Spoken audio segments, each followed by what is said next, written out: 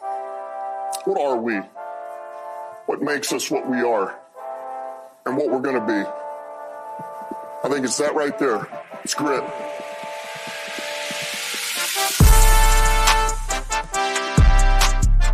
It's grit. What is up, my people?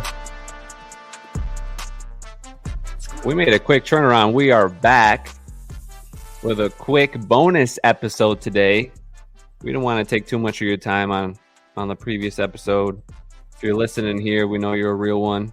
We know you're a loyal listener of the All Grit podcast. OG. Tier 1. So Clay left us. He had some more important stuff to do.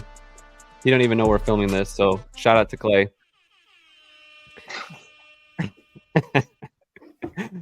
So a couple of just housekeeping stuff.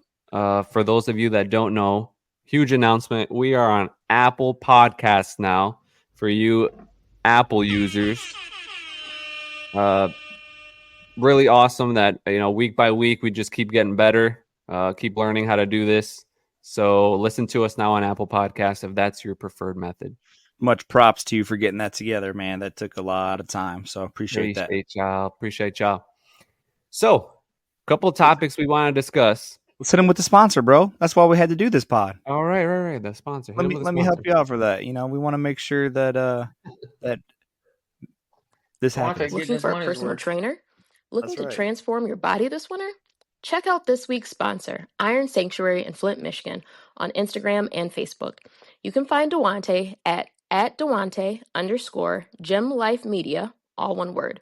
That's at DAWANTA_GYMLIFEMEDIA. Even if you don't live in Flint, trust us, it's worth the drive. Live too far away? He also offers virtual sessions online. No one gets you results like Dewante. Are you worried you can't work out because you don't have anyone to watch the kids? No worries. Los Sanctum, the daycare connected to the gym, is here for you. Contact Dewante for more details. All right, my people. So there's a lot been happening. Just got a dub against the Packers. But we got a trade deadline tomorrow. We've got some stuff around the NFL that have happened. So one of the things we wanted to talk about was breaking news this morning. The New Orleans Saints have fired their head coach, Dennis Allen. They were 2-7, I believe, with just a lot of issues. I think they underperform for the talent that they have on there. They got big names like Alvin Kamara and Marshawn Lattimore. So who knows? Maybe they'll be sellers by the next 24 hours. But the interesting to think about is New Orleans is now going to be looking for a head coach this offseason.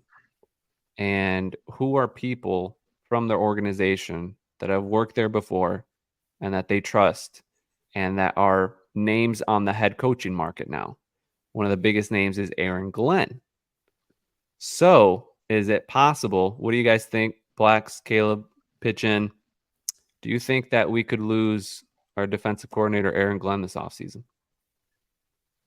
Yes. I do. Sadly, I do. I was hoping.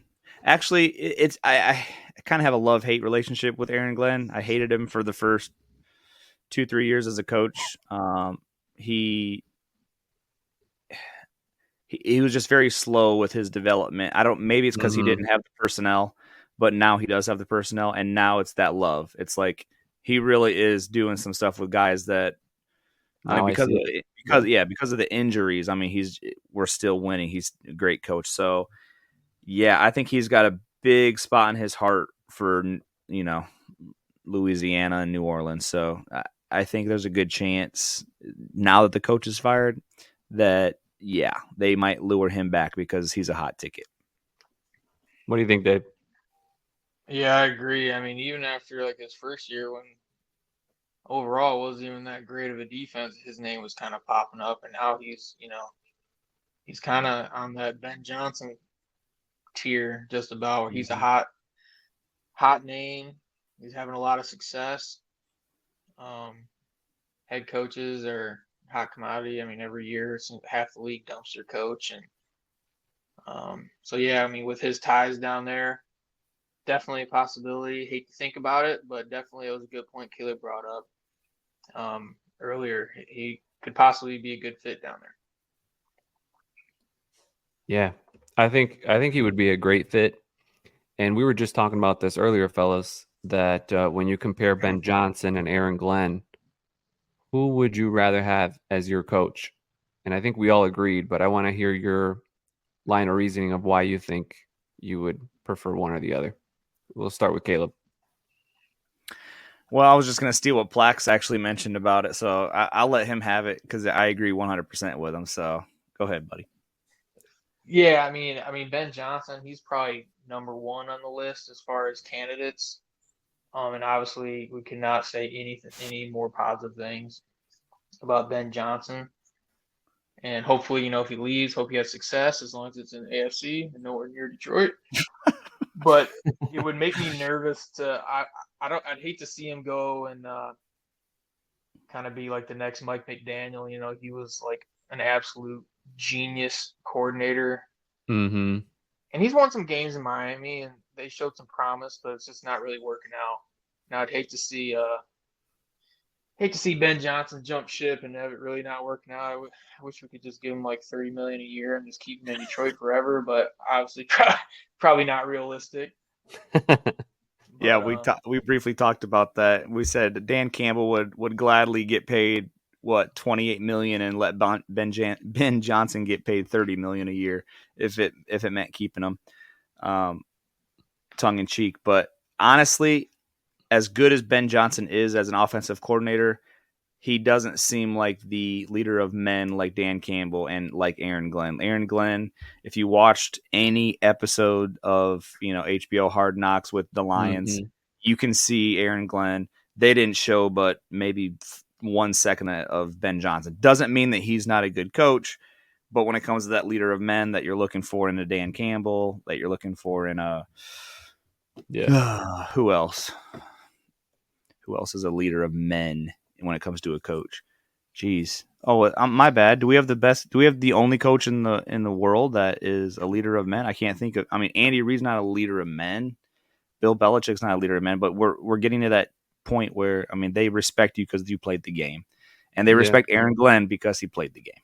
Yeah. Too early to say Jim Harbaugh, or yeah, I would say that was the name I was thinking. I mean, like he gets their first year and he turns the team around. Like they've got a same amount of wins they did last year in the span of half the season. But I mean, this goes into like just real life. Like when you have one person that gets promoted to manager and they're just not good at it because they can't lead people. And it's not that we don't know that Ben Johnson wouldn't be a good leader of men, but just from the outside perspective looking in, it seems pretty obvious that Aaron Glenn has that mindset. He's kind of an alpha in the room where he can grab grown men's attention and inspire them and lead them as he has already in the Lions. So I feel like nowadays too, like with coordinators, they almost look at head coaching opportunities kind of like how a lot of players who are really going for a contract, like there's a small window you have to be hot and you gotta strike while the iron's hot. I feel like back in the day, like growing up, you would see a lot in college and NFL where you just have like these lifelong coordinators who just stay for like 7, 8, 9, 10 years. Yeah.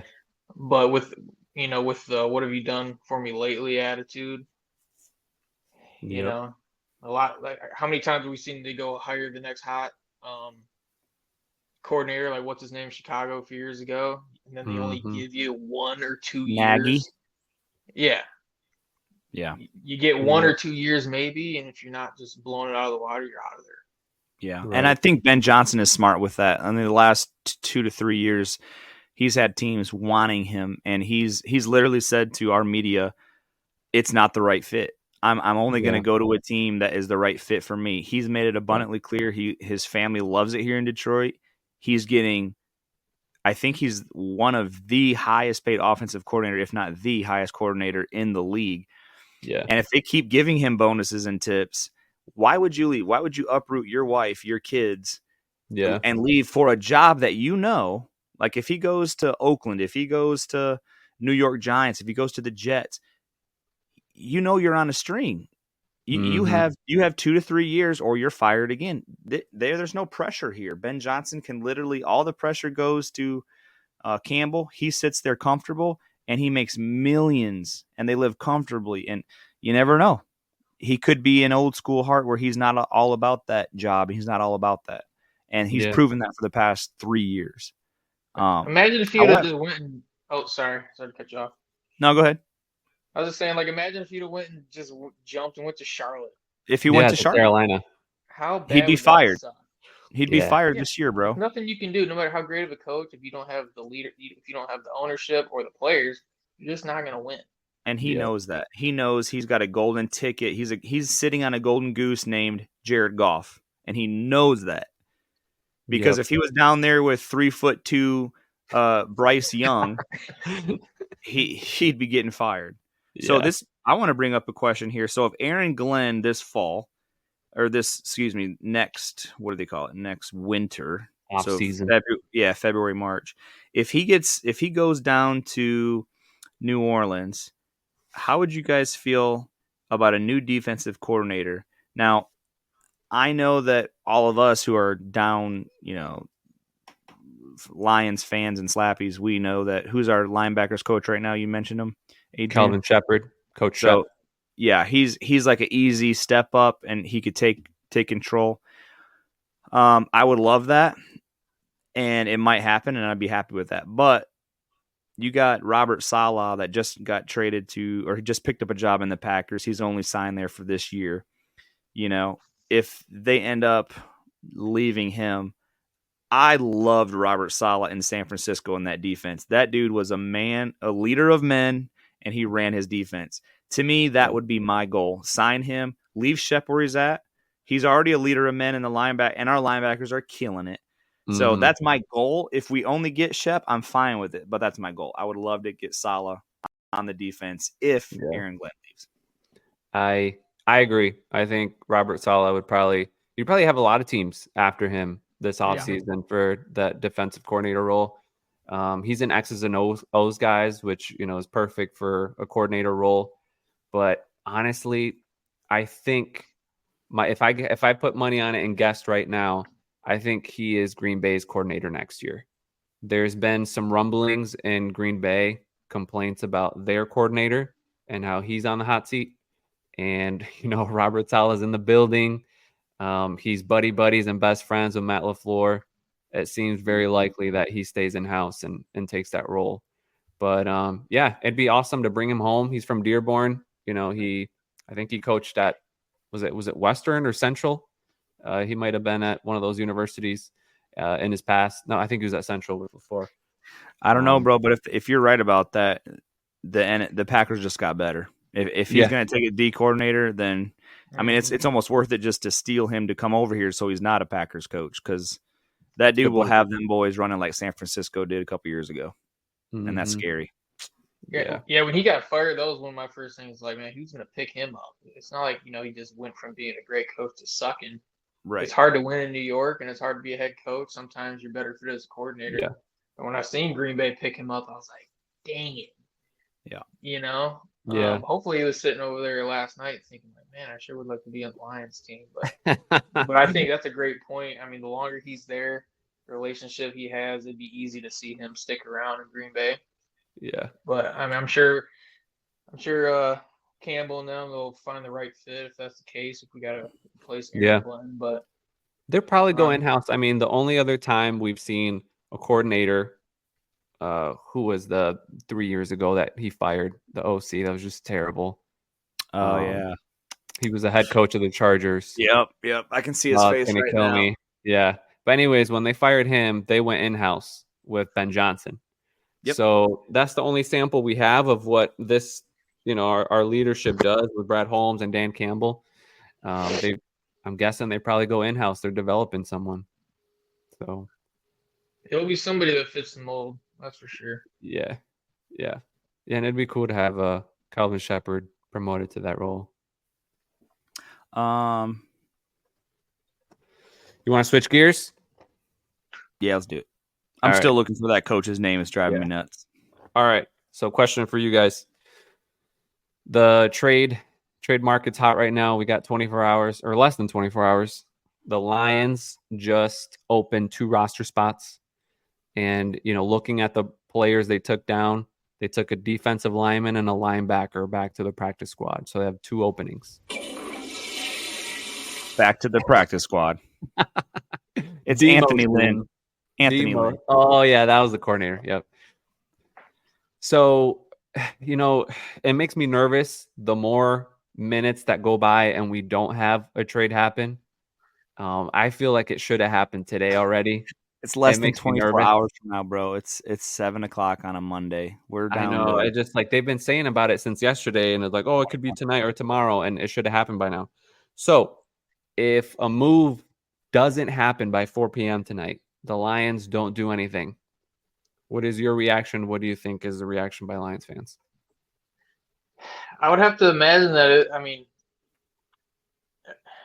Can't imagine the amount of work and things that go into, I guess, making a trade. I mean, everybody just assumed. I was just waiting on the call today about Darius, but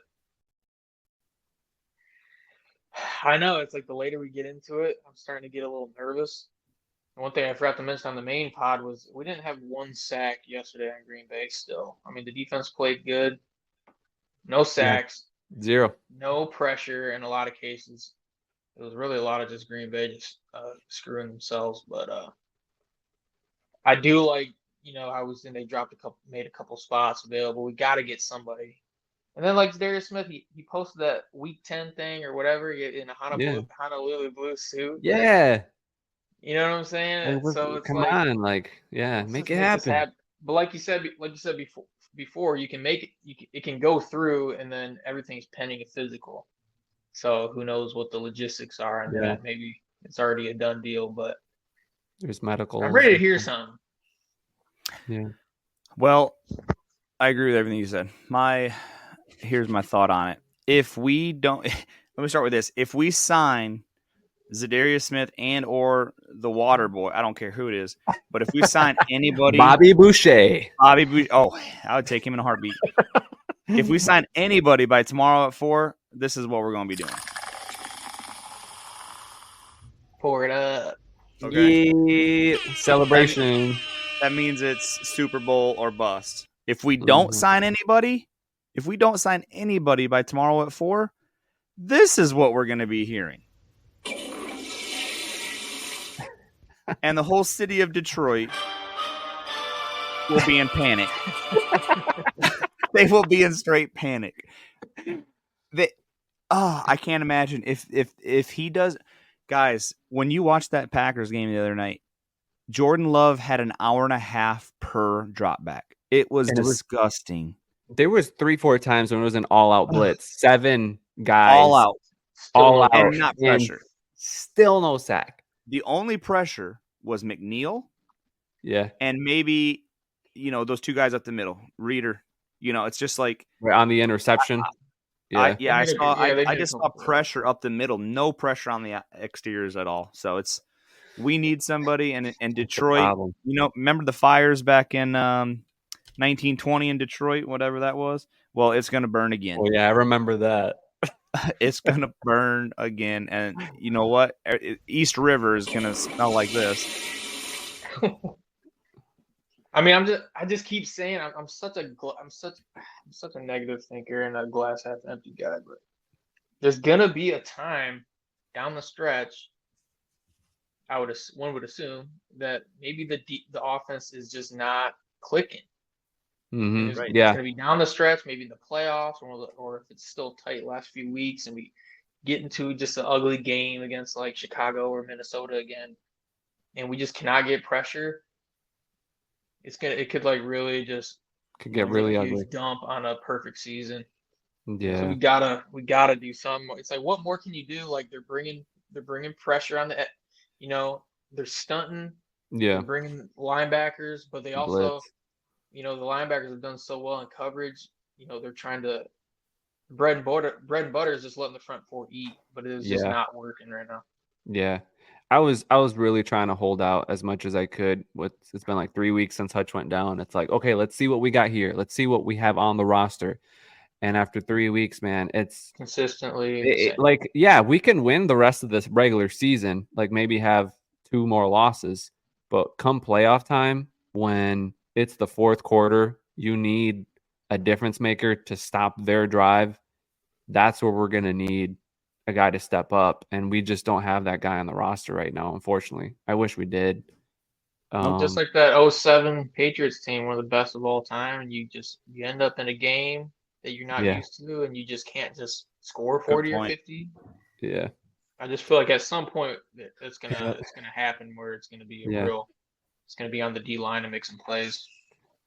My take, though, is like, I know people will try to blame Brad Holmes, like, oh, he should make a move. He didn't do anything if nothing happens. But it's just like any negotiation. It's got to be on both sides. Like, if the other team won't agree, if Cleveland doesn't want to let go of Za'Darius, or they're asking like a crazy amount for him that Brad's not going to give up, it's like, what can you do? Who else is out there really shopping on a DN? Like hard. I think that, So I don't think as hard as us, but you got to start with teams that are just selling, sellers. Those are the only teams that are even going to think about selling. So you got the Saints that are out. So you got Calais Campbell. Is that his name? yeah, He is a defensive end, which I thought he was more of a tackle, but so he's an end. He's getting up there in years, but that's a team that's just and also their other end, a younger guy. I forget his name, but Yeah. So you start with the teams like that. You think Cleveland, and you think, of course, Za'Darius and Miles. I mean, what if they're waiting all this long and it is a huge deal? It's I hate to say it, but what if it is Myles Garrett, bro? What if it's dare I say Crosby? Then we'd be running in the streets, bro. If that's the trade, No, bro. we'd be running in the streets, man. What if you wake up, you get a little ding at like 4 a.m. tomorrow Just morning? give us the trophy. And it's like, oh man, what's that, Max Crosby? Like, or something crazy. Mimosa. I lose my fucking mind, bro. Like what? And then you just see. You see this on the morning news. It's like this just in. Max Crosby is going to the Detroit Lions for 2 number 1 picks and a 4th in the upcoming 2 drafts. This brought to you by NBC News. Bro, I'd be more excited about next year with him and Hutch than like this year. Oh, absolutely. Absolutely. Yeah. Yeah, that would be a move for next year and the year after. It's not even a move for this year. Yeah. What if Brad Holmes is just a freaking wizard, bro? And it's like, oh, you want a Za'Darius? This dude just comes in. It's just gonna be him in like a Miles. Batman uniform on the top of Ford Field, like. You know what I'm saying? That would be great. I mean, it's one of those things like, we've seen that absolutely disgusting trade proposal. From Yeah. Oh, yeah. What's That his was name? trash. Mike Tannenbaum, whatever his name is. I do Tannenbaum. not want, and I don't think there's any way Brad Holmes would do anything to that. Nah, degree. I think that guy's already been roasted enough. I Yeah. feel Right. like he even brought that up. But I trust Brad, man, and he wants to be good for years to come. Like, we don't want to be LA. You go get your Super Bowl. It's awesome. It would be absolutely electric in Mhm. Michigan. Then you're just doomed for like 5 more years. Yeah. But Because like the biggest strength of the Detroit Lions is Brad Holmes having draft picks. And That is the biggest, the most dangerous strength our team has. Is Brad Holmes in the draft with ammunition to 2 pick starters up every talent. year in the draft. Dude, he picks up starters in the 6th round, 5th round. Every first rounder he's ever picked hit. No other team can say that since he started drafting him.